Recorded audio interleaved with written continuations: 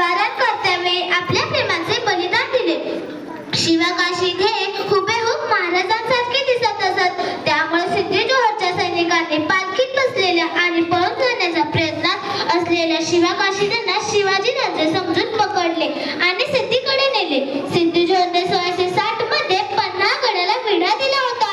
तेव्हा शिवकाशीदांनी शिवाजी महाराजांचा पोशाख धारण करून स्वतःला पकडून घेण्याची योजना आखली.